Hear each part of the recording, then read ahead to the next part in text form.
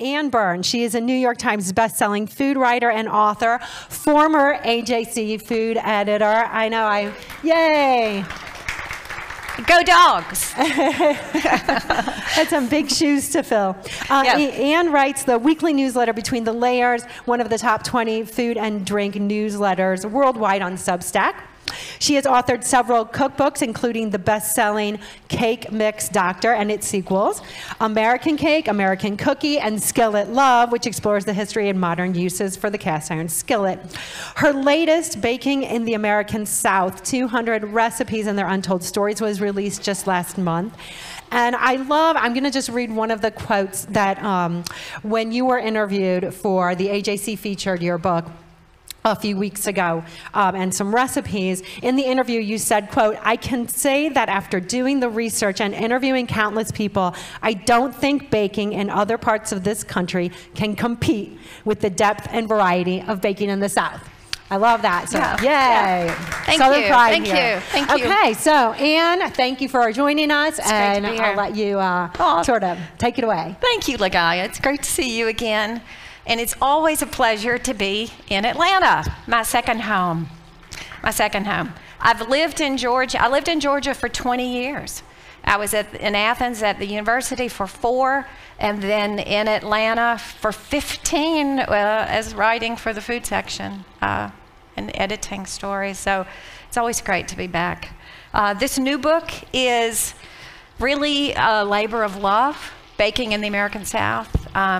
After writing the Cake Mix Doctor and writing the books American Cake and Cookie, and I think some of y'all came to those demonstrations here at the book festival, it was really great to focus on the South and to be able to, like you said, I felt like I could speak from experience, that I could tell you that the Southern baking is the best. And this book came out of a book signing. It really did. I think it grew out of a book signing because about 3 years ago, I was in Southern Pines, North Carolina, and I was talking about a previous book, and someone said, "What are you working on now?" And I said, "Well, I'm working on a book about Southern baking." And a woman in the audience raised her hand, and she said, "What's so special about Southern baking?" And the whole audience was aghast. I mean, have you the nerve to ask her that? And so everybody rallied to my defense. And it was just wonderful. I sat back and just listened to all of the answers. And the answers were everything from, it's what your mother made. Or as they said, it's what your mama made. It's what your mama made. It's homemade. It's not store-bought. It's from the land. It was from our ancestors. And that really solidified what I wanted to do, was to write a book about the South through the lens of baking and not have it not really tell my story, but to tell the South's story and to tell about the people who settled here and were brought here, either came here on their own to start a better life or were forcibly brought here. And because of enslaved cooking and help, you know, we developed a style of baking in the South that we would have never had. So I had to look at the South honestly, and a South and a region that I love, but at the same time we're a complicated place and we're not perfect. And yet our baking is pretty perfect. So I think that that's the joyful part of this book, is that I look at recipes and I say, what does that recipe tell me about the people who lived here, or what does it tell me about the land of the South?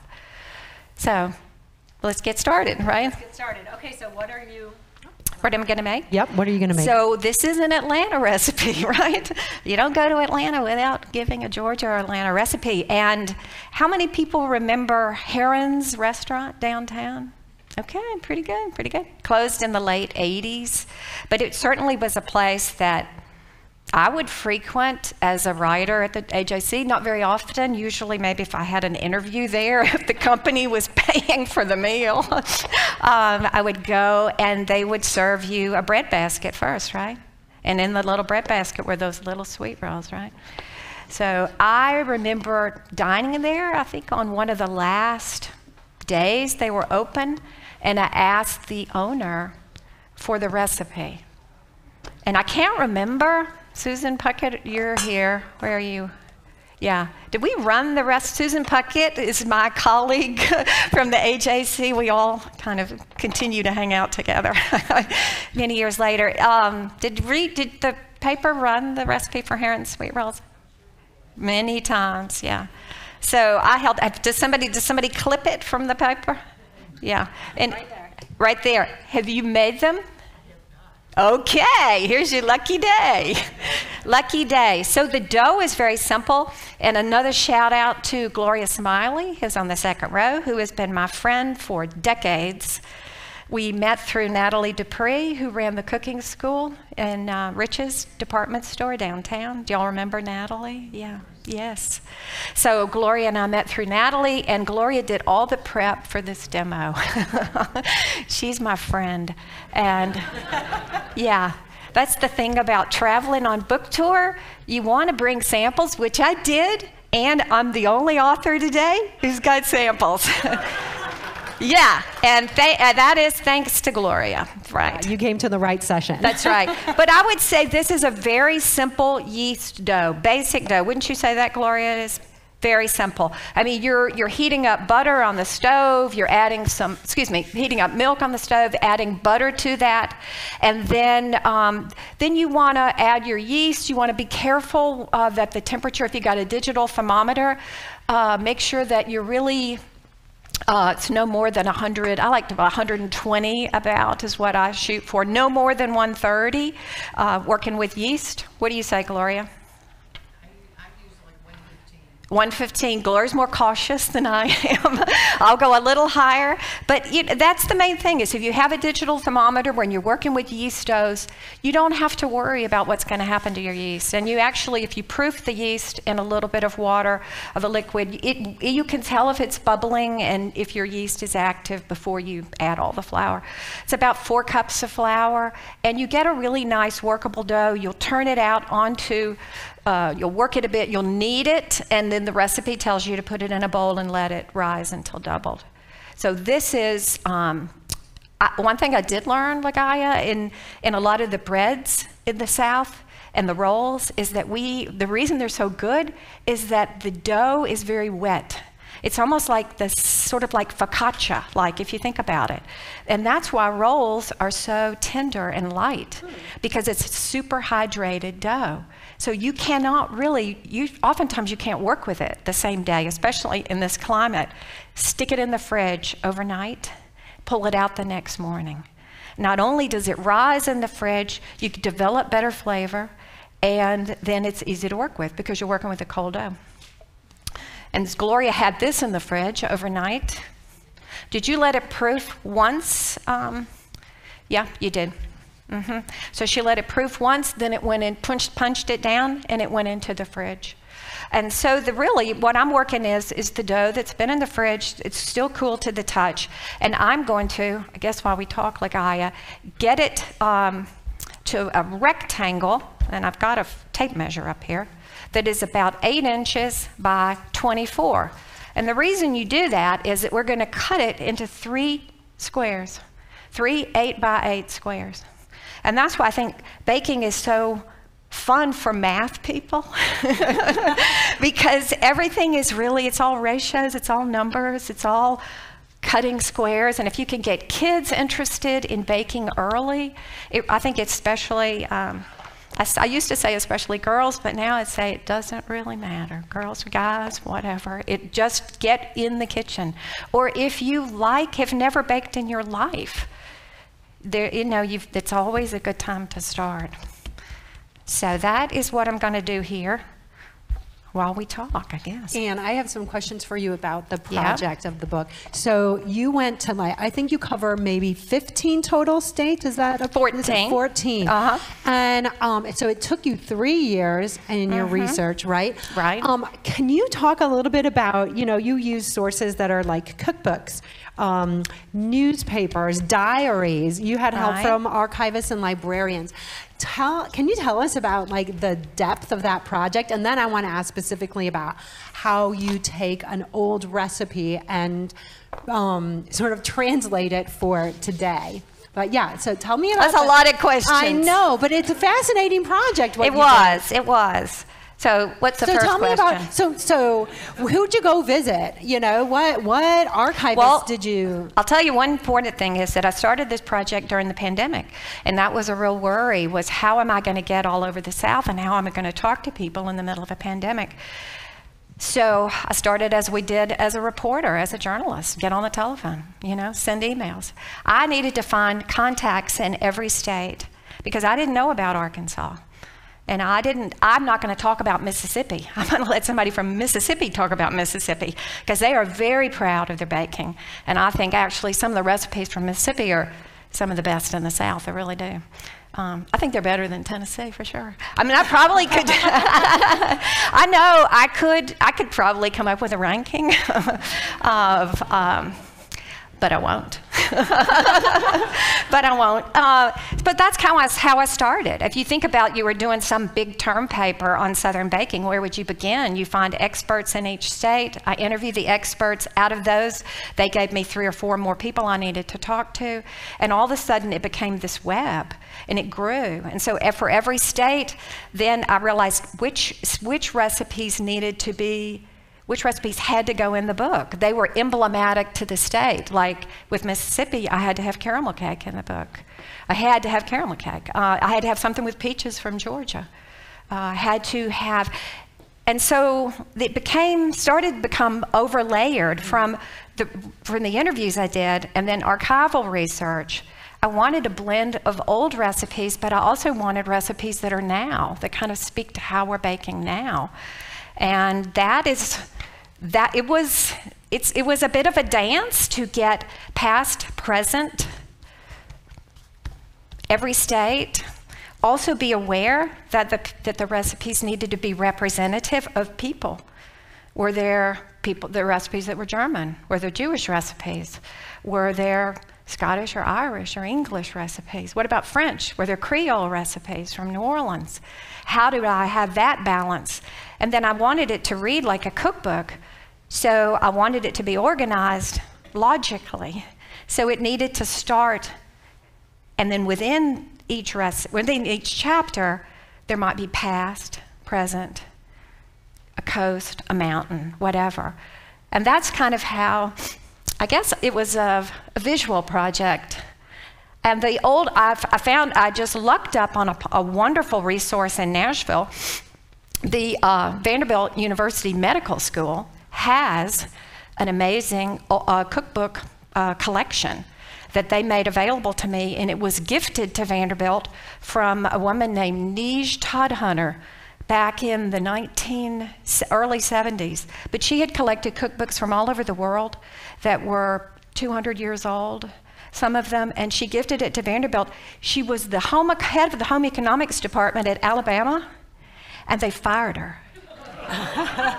And she said, no, no, no. And she packed her bags and her 1,000 cookbooks and moved to Nashville because her good friend was the head of the medical school at Vanderbilt. And he hired her in the 70s to teach med students nutrition. Oh, wow. Pretty darn smart, right? And then when she dies, she bequeaths her entire collection to Vanderbilt. And it is, if you ever want to do some research in old books, you just make an appointment. It's down in the basement of the med school library. And that's where I found the papers and recipes of Marion Flexner. Is anybody here from Kentucky originally? So Marion Flexner was the food writer for the Courier Journal for years, as well as Vogue magazine. I mean, she was it. She was definitely the Natalie of Louisville. And her son was a doctor at Vanderbilt. And so when she died, he wanted his mother's collection of books, papers, etc.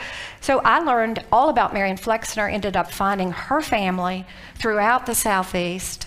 Her mother was the author of one of the first and oldest Jewish cookbooks in the Southeast. Adele Kahn Wheel was the name, was her name. She was out of Montgomery. That's the kind of stuff that went into this book. Yeah, no, the stories are fascinating. Unbelievable rabbit holes. But you're right. It was all about the stories. So tell me then a little bit about some of these old recipes where they weren't written the same way as we write them now. So how did you deal with that, with making it so that a home cook today could make the recipe as it would have been made, right? Well, centuries ago? you have to test it for sure. And I did find a wonderful resource in an old Kentucky cookbook and the equivalencies of, say, butter the size of a hen's egg, butter the size of a whatever's egg, and then a gill, and all of those old measurements put into today's terms. And that is in the book, and I give credit to that author for that. So that was helpful. But sometimes you just have to get in the kitchen and bake it. There were recipes that didn't have instructions, but I could tell from looking at them that they were a sponge cake because there was no fat in the recipe. And there was sugar, and you knew what to do with the sugar, and you knew you made a sugar syrup, and it may have gone and you separated the eggs, and you beat that with the yolks, and then you folded in the whites. So a lot of trial and error, and just to be ready for surprises. I also had to kind of make educated guesses, don't you think? Especially with flour. I mean, I can imagine. Yeah, because I had to think, okay, well, when was this recipe made? Well, would there have been bleached flour? No, it's too old for bleached flour. So I would use like a King Arthur flour, a little higher in gluten and protein. And then, so I go on for 3 pages about flour. But I think flour, if you ask pastry chefs or people who really know about baking, what is the number one reason that baked goods don't turn out? It's the flour. It's because you either didn't measure the same way as the author, or you used the wrong type of flour. And so you get a drier cookie or a drier cake. And that was really important to troubleshoot that to begin with at the very beginning of the book. Since you're talking about flour, for those of us who do like baking at home, do you have a favorite flour brand? Well, it depends on the recipe. Yeah. So let's say all-purpose flour brand, or just your trusted. Tell us about your Well, flour it does, because I don't believe that one flour is going to cure everything. I really don't. And I think that having the ability to know that you've got like your little flour stash, and that's what I have in my cabinet, is my little flour stash. And so if I want something with more body, if I want to make banana bread and I want it to have good, clear slices, I'm going to bake it with King Arthur flour. Stella Park's biscuit recipe is made with gold medal. She's in Lexington, Kentucky. She's a decorated pastry chef. She wrote the book Brave Tart. And you would think, I think she was very brave to come out and say she only bakes her biscuits with gold medal flour, which my mother would call northern flour. We didn't use that in Nashville. We used Martha White flour because that was what was milled locally. So there were so many different flours milled across the South. Mm-hmm. How could I ever make a choice? People in the South baked with what they had. And that to me was what I kept coming back to with flour and with this book, is that at the end of the day, use what you have. And I think for that reason, this book applies to anybody who wants to bake. You don't have to live in the South to be able, because you don't have to, and you don't have to buy ingredients on Amazon either. You just use what you have.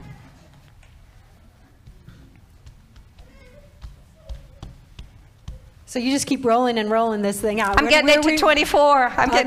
So I told you this is a perfect recipe to be interviewed with. Yes, I can actually think. I've done recipes in a demo where I'm trying to remember what ingredient to add next, but no. No, I'm not going to do that, not here. because we've got samples. Okay, so while I am in this place where it's smelling really, really, really so good. we're getting close to 24 inches. We're getting it's close. This cake right here. I just want to eat it, and we said that we were going to talk about this a little bit. Yes. So while we're staring at you do that, but we're also staring at this cake. Tell us what's the meaning of this cake? What's the story? That is the cover cake of the book. That is Nellie McGowan's cream cheese pound cake. That is a South Georgia recipe. It's from Guyton, Georgia. G-U-Y-T-O. Anybody from Guyton? Yeah. Are you? Did you? Oh no. They got hit. Oh no. Did you know? Does your family know Nellie McGowan? No, I grew up in Savannah, Chatham County. Very good.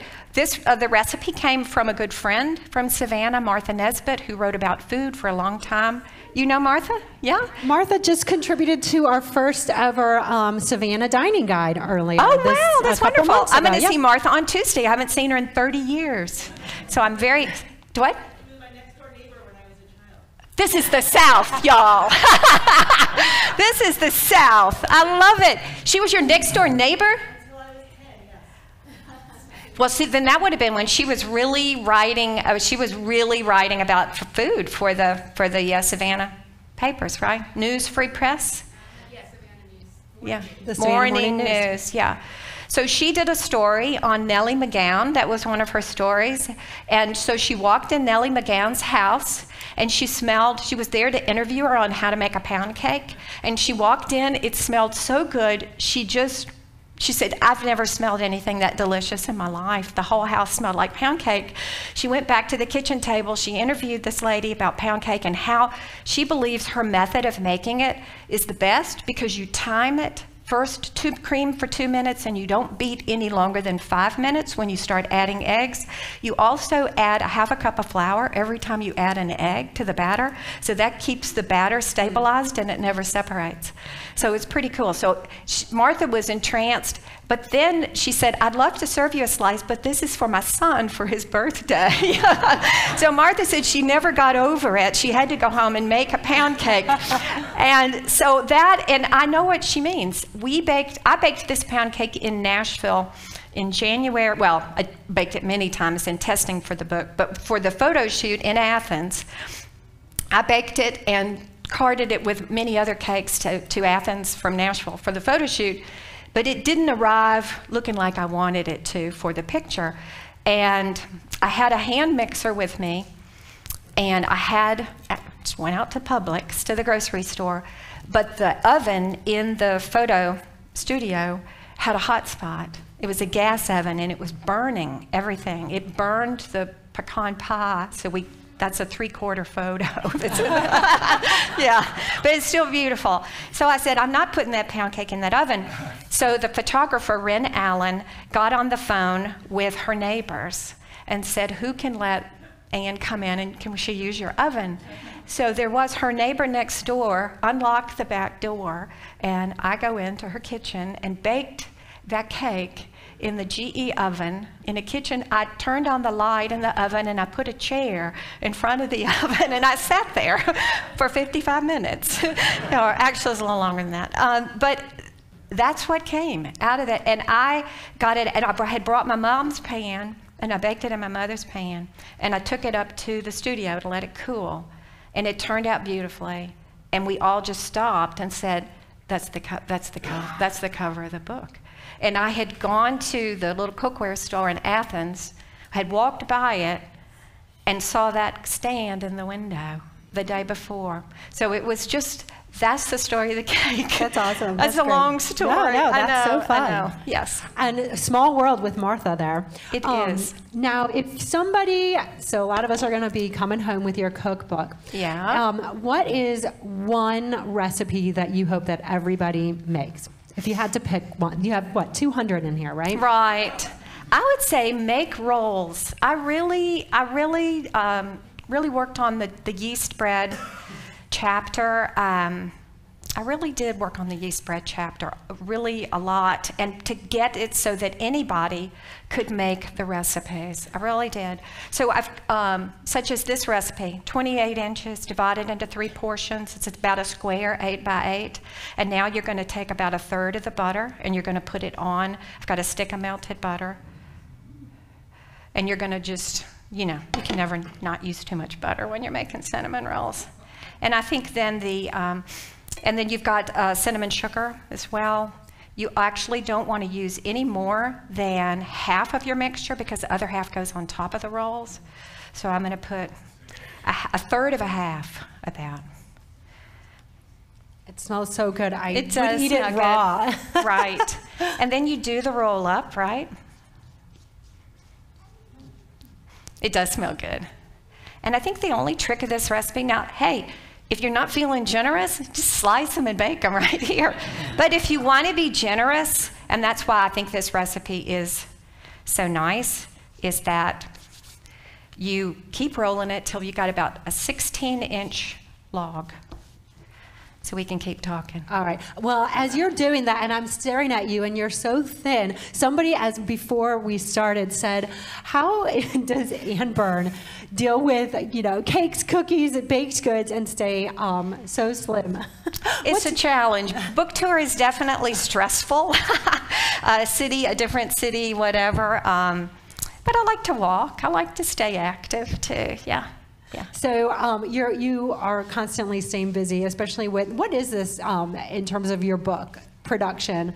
What number cookbook is this for you? 16. Okay, 16. So you probably already have another project in your brain going. Is that, can you tell us about you have coming kind next? of. I'll tell you. I mean, I would like to, I don't want to jinx myself because actually it hasn't been accepted yet, so I don't know. What do you all think? I'll ask your opinion. So I really like to look at Southern cooking in the same way that I looked at Southern baking. Because then I'd be able to pick up savory recipes, shrimp and grits, gravy, barbecue. But I'd like to look at it through, because this book is really a lot about the people and the land, I want to continue on that. Because I do think the Southern land is unique. I know it is. And I mean, look what has happened last week with Helene and how it affected the Southeast, and especially the people of the mountains. And I talk about the mountains in the book, how the people who have lived in the mountains have been isolated, and a lot of the South has been isolated.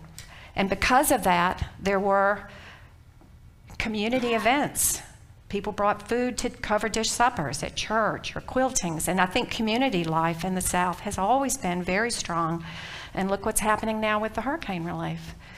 The South has been a region that has been largely poor. It is not all gone with the wind and moonlight and magnolias at all. It's been largely poor. And so our recipes have come out of poverty and they've come out of isolation.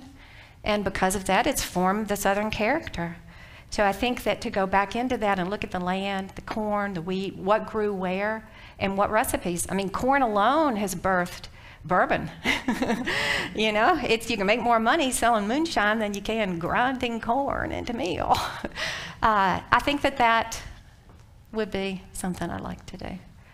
Well, I hope that you have your successful book proposal and that we get to see that come to That's fruition. right. I'll be calling someone on the next back row for that assistance. I'm Yeah. sure. So we have about 10 minutes left, and I want to be able to open it up to all of Yes. you too. And So I'm getting this to 16 inches eyeball, and then I'm going to slice and put on the sheet pan, and then they rise briefly. Well, not rise briefly. You let them rise until they're doubled, and then they go into a 350 oven. 15 minutes, maybe 10, 12, 15 minutes, and that's it. It makes a gazillion. So, but you can make whatever size you like. But yes, the questions are great. Yeah, so hands raised. Anybody got questions that they want to ask Anne? I'll ask one. And the one thing that's great about your Cake Doctor cookbook is that everything is so easy, ridiculously easy. Yes, I spoiled you early, didn't I? How complicated are most of the recipes in this book? They are a range. But even the most complicated ones, because I'm the cake mix doctor, I like to demystify recipes, and I like to take a complicated recipe and break it down and make it doable. Just what I said about the rolls. I think a lot of people don't attempt to make Southern breads because they think they're finicky and whatever, but I find that a challenge. And so how can I break it down for the average person, the novice baker, so you can do this? But I have a chapter. I would start, if you want to go simply, I'd start with the quick bread chapter. It's the 3rd chapter. Or biscuits, the 2nd chapter. Or cornbread. I mean, what could be easier than cornbread, right? That was the bread of the South that fed people, and all you need really is a hot oven and a good iron skillet. And maybe some locally ground cornmeal. A lot of these recipes don't call for that, but there's everything from corn cakes to brown butter cornbread. It's looking at cornbread in a new way, right? And then if you're happy with those, then work your way up to the yeast breads. Pudding chapter is easy. And you work, don't make your own pie crust. My favorite store-bought is Trader Joe's. It's great. It comes in those big old rounds. You can make a 10-inch pie, whatever. Trader Joe's, it's only, now ours in Nashville is only sold seasonally. But find it in the frozen case, leave it out on the counter to come to room temp. Farmers Market has the best pie crust. Oh, there you go. I think Decatur has the best everything. That's a great question. Yeah, go ahead. And I can do this on in case y'all can't hear. Yeah. And yes. Cinnamon rolls are great, but what about the frosting? The frosting? That's not the way Herons did it. So Herons, the icing, they didn't put icing on them. They reserved half of the cinnamon sugar to go on the top of the rolls before they bake. But, and you're, oh my goodness, I'll do that. Now, so no, but if you want to make it, 2 tablespoons of liquid, orange juice, milk, whatever, for every cup of flour. I mean, sugar, powdered sugar. Yeah, that's the basic ratio for a glaze. Pinch of salt. 2 tablespoons of liquid, 1 cup of powdered sugar, pinch of salt. Little vanilla if you want it. Yeah. Oh, great, I'm sure. Yep. And I've got a question for you too. Yes. You were talking about, sometimes all you need is a hot oven and the cast iron skillet kind of thing if you're going to make that. Right. If you think about young people who are starting out, or somebody who hasn't been, who wants to get into baking but doesn't really have the equipment, what do you think is the essential stuff? We can go now to stores, and I mean you can stock up, you can fill all of your cabinets with so many, baking equipment. What do you think are the essentials? To baking? Yes. Some bowls, a whisk, wooden spoon, spatulas, a couple rubber spatulas. You don't have to have a KitchenAid. If you want to make cakes, you need a mixer, so get a 9-speed hand mixer. That would be basic. Wow. What else? Rolling pin, maybe, but look how I did a lot of it with my hands. I think we've been oversold on gadgets. I'm not a gadgety person, a good knife. Looky here, a nice knife. This is a Silpat mat that Gloria brought back from France, from Paris. It's got the right name, De Hillerin, if anybody's been to Paris, fabulous cookware store. But a floured counter works great, a breadboard. So much of Southern baking has been done by people's hands. It's been hands-on. You've touched the dough, you've touched the biscuits. They didn't have biscuit cutters. They used a can or a jelly jar. Keep it simple would be my answer. An instant read thermometer. Instant read thermometer. That's a good one, Gloria. Because that's great for the yeast, but also if you struggle to figure out if a dense cake, like a pound cake, is done, look for 200. And bread too. And bread too. Yeah. So 200 is the magic temperature. And once I found that out, my life was changed. I stopped talking to pound cakes and asking them if they were done yet. That's right. Yeah. I was wondering if you have a favorite southern fruit you've worked with aside from like the typical peaches, but things like mayhaw or muscadine or anything like that. Do I have a typical southern, I'm sorry. Like a seasonal southern fruit that you like baking with?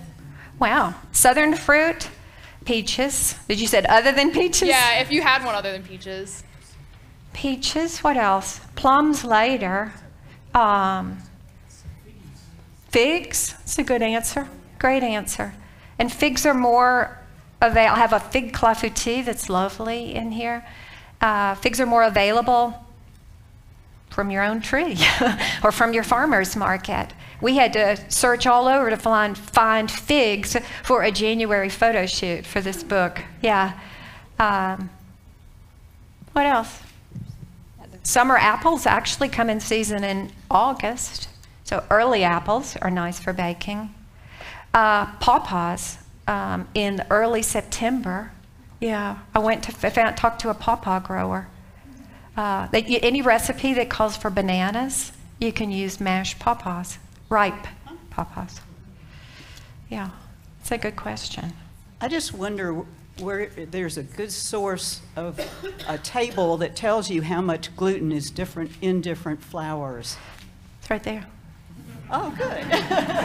Yeah, I obsessed over it. You're welcome. I broke the flours down. If you want this type of flour with around this amount of gluten, here are your choices. You're welcome. I obsessed because it does make all the difference. And if you want to change the gluten, soften the gluten, use part cake flour. And another ingredient that I think is essential is a scale, is a little kitchen scale, because then if you're, a cup of flour is 120 grams. So you got a little bit of King Arthur in there. You want to lighten it up. You put a little Swansdown cake flour in there. It's like making a cocktail. It's just kind of like your flour cocktail. You control the amount of gluten and the protein in the recipe. It's up to you. It's not up to the brand or the bag. You know what you're looking for, and you can control it by mixing flours. Also now they make flour out of every nut you can imagine. It's true. And if you're gluten-free, that King Arthur product, the Measure for Measure, is excellent. Swap in. Yeah.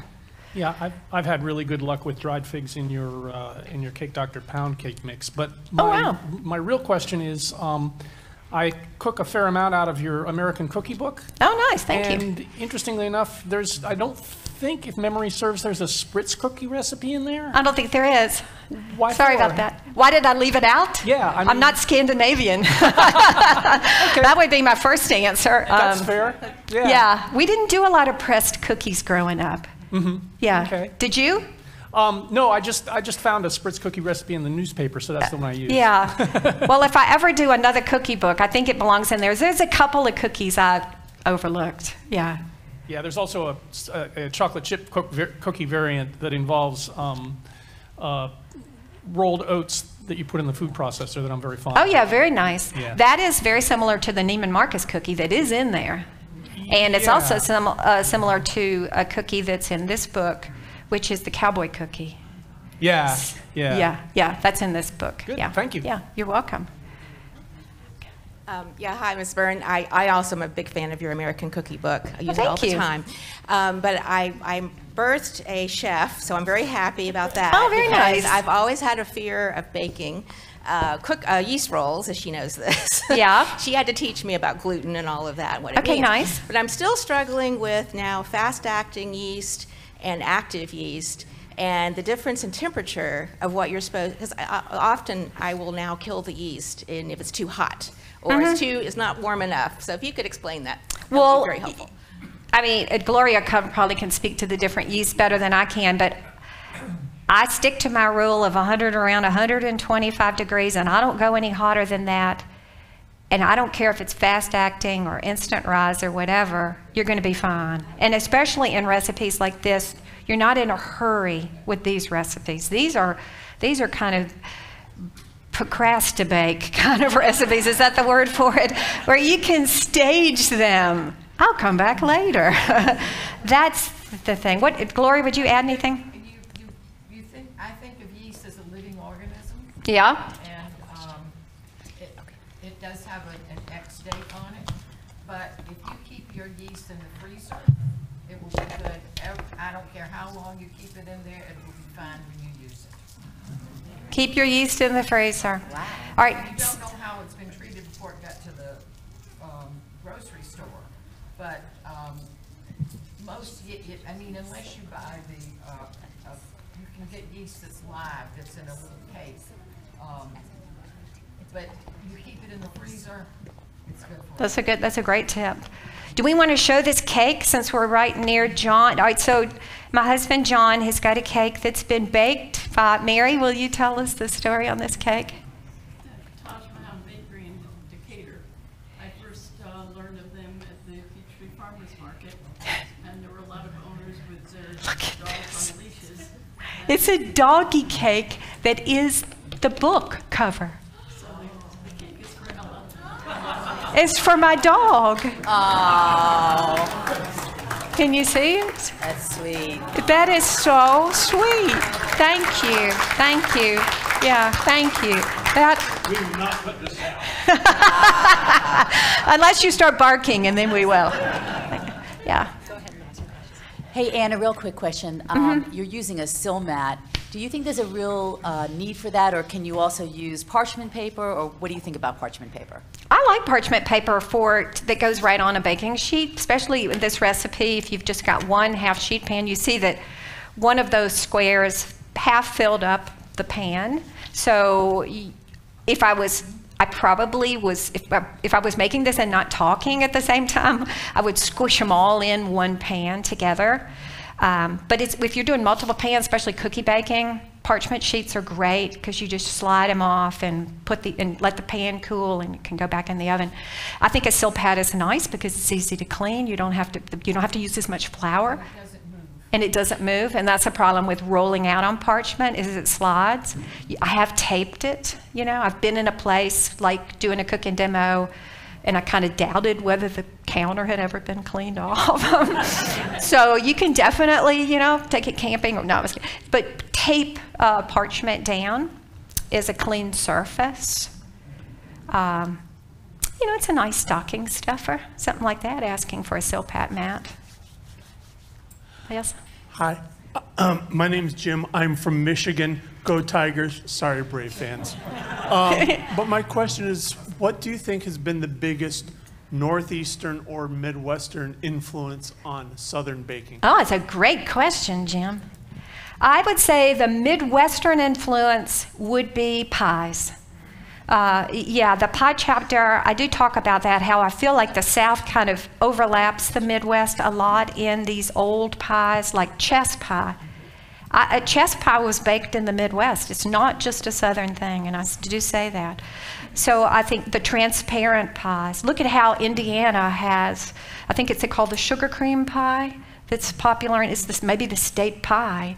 So the pie culture, pie baking, but if you look at the land of the South and the Midwest, farming. Who made pies? People who had to work and had to feed people, and I do talk about that. Cakes were always more celebratory.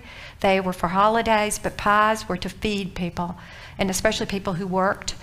And as far as the Northeast, I'd say probably the trickle-down effect of using cream cheese in some recipes, like cream cheese frosting kind of came in the 70s with carrot cake. But you could say that cheesecake is Southern, but to me, it's not really Southern. It's more modern, but I think that's an example. Also, the use of spice and ginger maybe were used in gingerbread throughout the Northeast. Gingerbread is just the cake of New England. But the mountains of the South have relied on gingerbread, and I have a West Virginia recipe in here for gingerbread from a grandmother from West Virginia. So, welcome. This will be the last question. Southern Illinois has white pie. I just want to put in a punch for a hit for the dogs. Just like too much cake is bad for us. I'm a veterinarian. I've treated many dogs who've gotten sick on their celebratory cakes. Ah, okay. So, no cake for the doggies. Okay. No, portion it and freeze. Okay, there you go.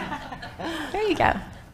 That's a good ender. So is that a good end? Everything in moderation, even for dogs. So you see, this was just 1/3 of the dough. We've got 2 more thirds. Big old sheet pan. They bake easily and they freeze well. Freeze well, yeah. Well, Anne Byrn, thank you very, very much. This has been so informative, so fun. Thank you, Ligaya. Thank you, everybody. Thank you for coming. Thank you for coming. As we mentioned, you have samples in the back for everybody. We have, and they may be warm. Is that right? Warm Heron's sweet rolls. Oh, and I didn't get one last quick thing. Okay. Absolutely. So Heron's restaurant was opened in 1934. There was actually a prize fighter, I believe, named Charlie Heron. Ralph, you probably know that bit of trivia, don't you? No. And so it was downtown on Lucky Street. I believe it's 64 Lucky Street was its address. It was the first restaurant in downtown Atlanta to desegregate in 1963. So it was a landmark restaurant at the time, and it left us with a legacy of a recipe that we can still enjoy today. There you go. Awesome. Thank you. Yes. These little cinnamon rolls became so popular that at one point they stopped serving them right before dinner because nobody would order dessert. That's right. That's right. So just a couple announcements. Eagle Eye Books is set up to sell books here in the back, as well as in the tent up around outside and around, which is where you will be. I'm going to go out that door to the table. If you'd like your book signed and personalized, I'll be out there. But they'll sell the books here, and you get your warm sweet roll. That's right. So thank you. And then in a half hour, we are going to reconvene with Von Diaz. She is the author of Coconuts and Collards, and then her newest book, East Lies. And lastly, I do want to mention this. You mentioned the hurricane and what has happened with Helene. In particular, there was a gentleman, author, chef, William Disson, who was supposed to be coming to the Decatur Book Festival today. His restaurant is The Marketplace, and they are in Asheville. And so he is unfortunately not able to be here with us. So he is, and he has a wonderful, thoughtful book called Thoughtful Cooking. So he's remaining in Asheville, but I did want to take a moment to let some of you know if you are interested in, we all want to know how can we help. As the food and dining editor for the AJC, I would be remiss if I didn't tell you that this Monday, numerous Atlanta restaurants have collaborated on a hurricane relief dinner. So it's October 7th. I think doors open at 5 o'clock, and it's basically a buffet style meal. It's at Sweet Auburn Barbecue. It's $50 a person. All of the proceeds will be going to World Central Kitchen, which is the Jose Andres, famous Jose Andres and his team, and they've mobilized with a lot of other restaurants in Asheville. So I did want to let you know about it. You can purchase tickets at Sweet Auburn Barbecue website. Right. So good. Thank you for sharing that. So we will convene again at, let's see, what time is the next one? 30 minutes from now. 11:15. Thank you. Thank you. All right, and thank you all for coming.